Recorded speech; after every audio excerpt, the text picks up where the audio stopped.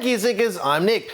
The Cougar QBX is one of my favorite cases. It's kind of this weird small form factor ITX case that ticks a lot of boxes for a lot of people, but it's been out for about, I'm gonna say about 5 years now. So it came out in 2015. They showed it off at Computex back in 2015.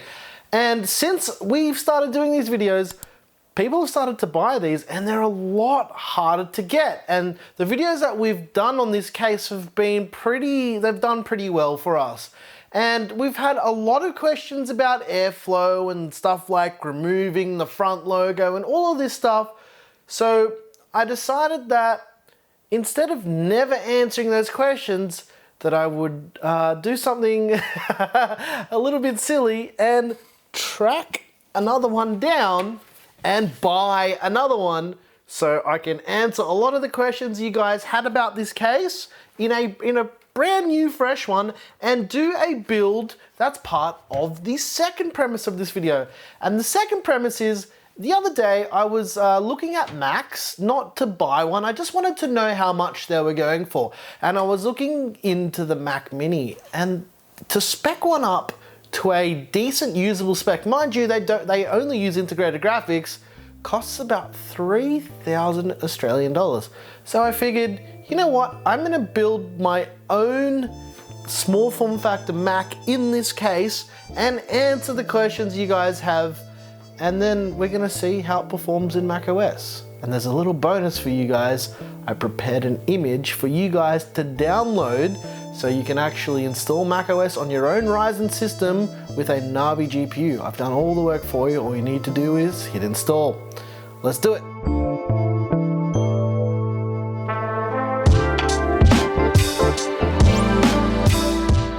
Obviously the QBX is an ITX only case, and one of the most asked about Hackintosh motherboards that we've had on the channel in recent months is this guy, the ASRock X570 ITX TB3 Phantom Gaming. So I decided that I would use this as the basis for our Ryzen Hackintosh and see if we can get most of the stuff working. Spoiler alert, the only stuff that doesn't work here is probably the Wi-Fi. Basically everything else works almost out of the box. Well, that is if you use the image that I prepared for you guys. Okay, let's engage cinematic mode and do a build.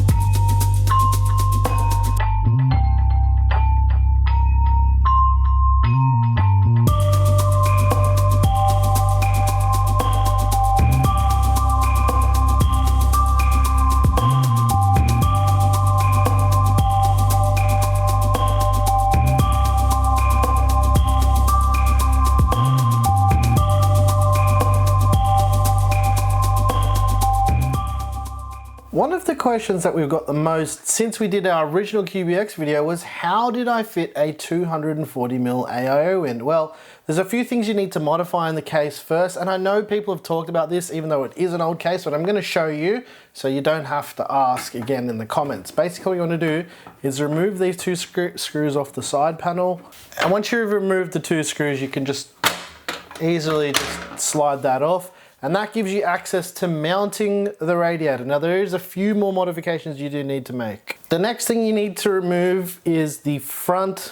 So what we're gonna do is go ahead and remove this bracket. This is just for peace of mind more than actually having to remove it. You don't have to. After us doing our videos, you guys went haywire. Oh, there it is. Basically bought all of them. And it took Cougar quite a while to get more stock, which is actually pretty cool. And I did buy this case at full retail price. The last modification you have to make a 240mm AIO fit in this case, and something I haven't talked about, is you need to use an Sfx power supply. Even though this case does support full-size power supplies, you do need an Sfx power supply, basically because of the width of the power supply.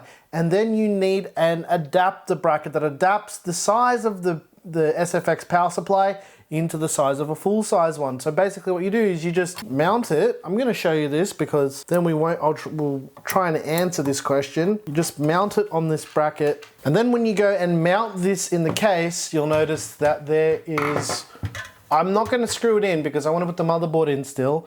You've got all of this additional space that you didn't have if you used a full-size power supply. So yeah, that's how we did it, and that's how we've been doing it with these QBX builds.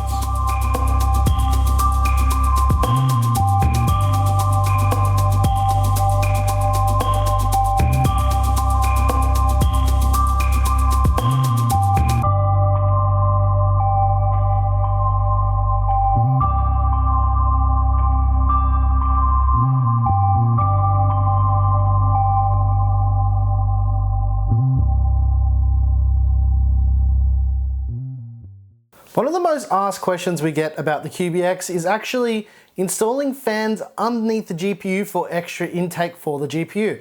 Now, if you've got a 2-slot card like this 5600 XT they're going to be using in the build, it's no problem if you use these slim fans. Now, these are 12.5mm thick fans from Noctua, and these will fit no problem. I'll just give you a quick example of this. Put the fan down, and then goes in no problem. Just like that, right? And I'm not gonna push it all the way in, but you get the idea. The fan fits in no problem. So you won't be able to use regular width fans or regular thickness fans. You could get away with it maybe, but I would probably recommend getting yourself some of these fans as well. And you can actually install these on the top for the top panel as well, which I'm not going to be doing in this build. Obviously, there's a good reason for it. I only have 2 of these and I want to put them down underneath the GPU. And I'm also going to be mounting an 80mm fan at the front of the case as an intake as well. So yeah, let's continue building.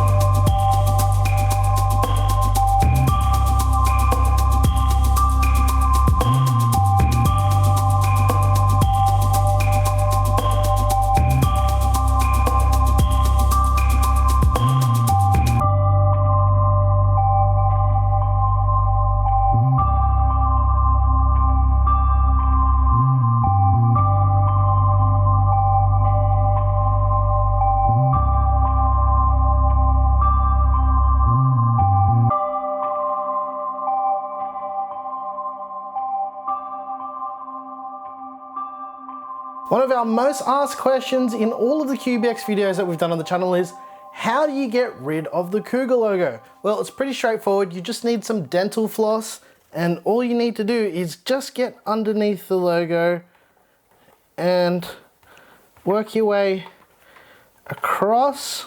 With a little bit of luck, you should be able to quite easily remove it.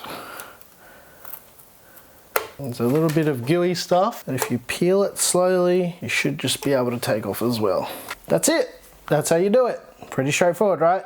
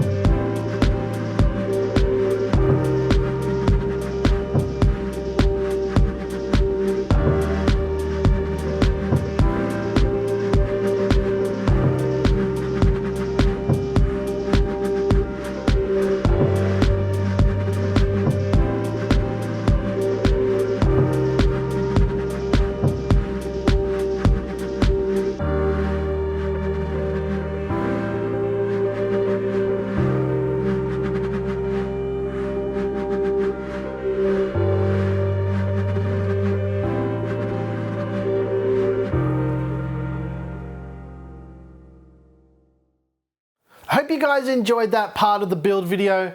I love building PCs, it's so much fun.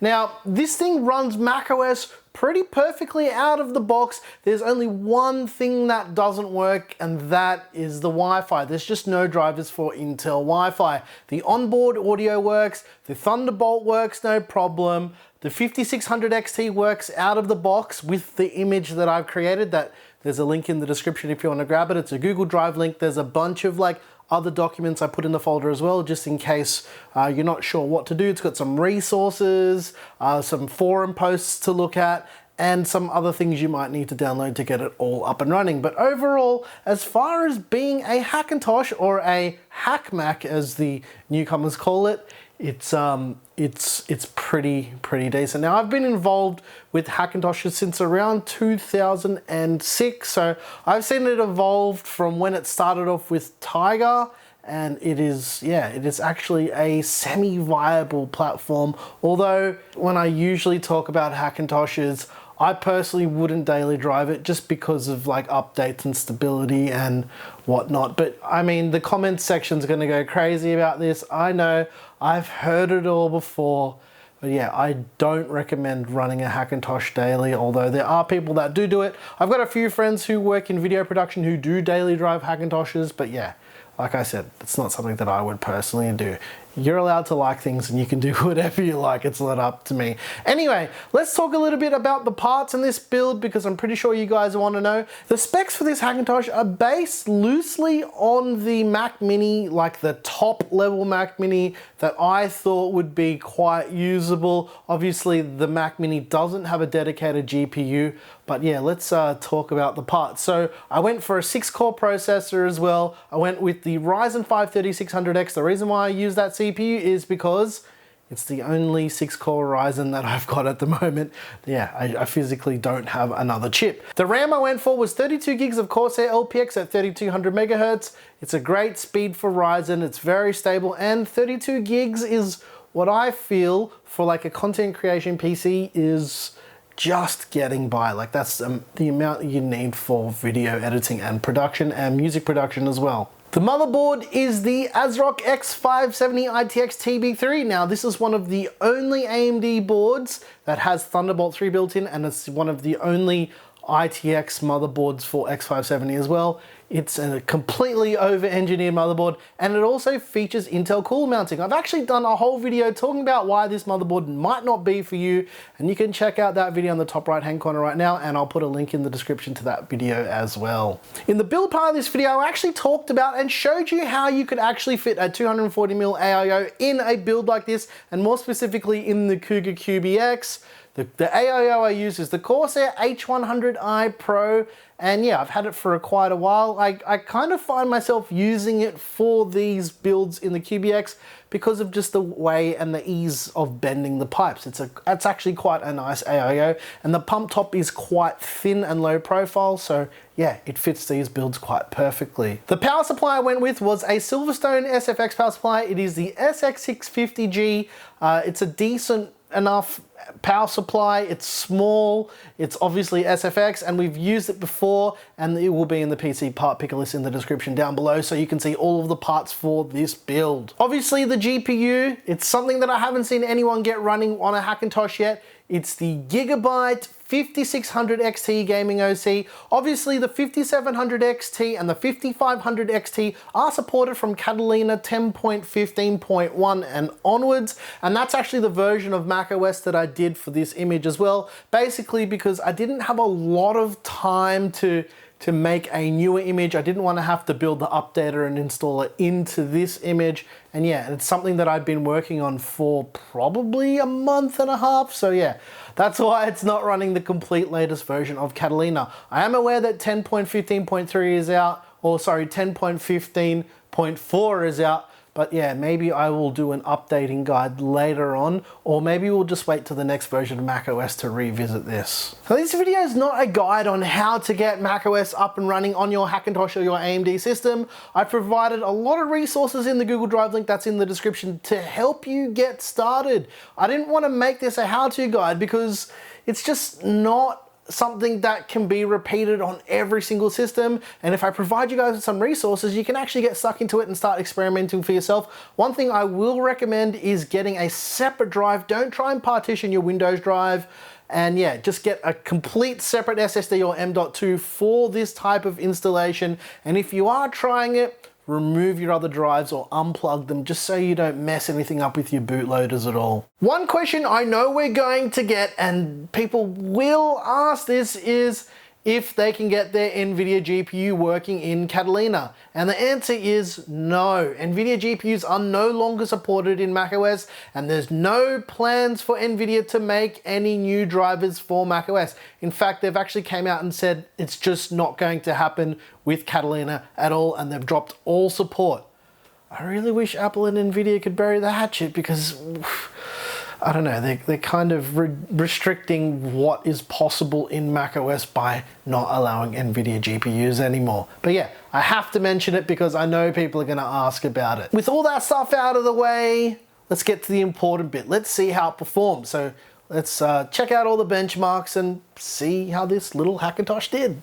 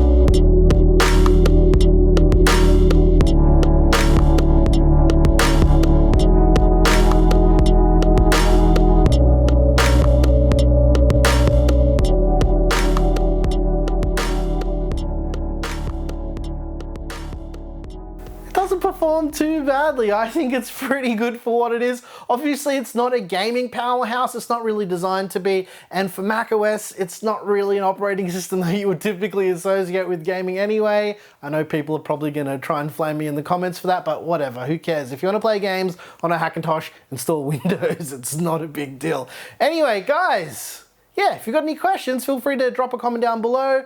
Obviously, this isn't a how-to guide like I've already mentioned. This is just a bunch of resources to show you that it is in fact possible to get a Hackintosh running on a Ryzen 3000 CPU and a Navi GPU. And now it's really, really easy and you don't have to stress about it. I think I've made it probably as easy as possible for anyone who's trying to get into doing this for their own machine. And if you've got any questions, feel free to drop a comment down below. I'll try and answer as many as possible, or join our Discord. There's a link to that in the description down below. Yeah, I think that's basically it. If you like this video, please like and subscribe, or consider hitting that join button to support the channel, or join us on FLOATPLANE. If you didn't like this video, you know what to do, and tell us what you hated about it. Once again, thank you so very much for watching. I'm your boy Nick with Gear Seekers. You peek, we seek. And this little Hackintosh is pretty cool. I'm digging it. Maybe we'll do another video with this thing. Maybe I'll keep it around for a little bit longer. I don't know. It's pretty cool. Maybe this will be my new Mac. I don't know. Thanks for watching.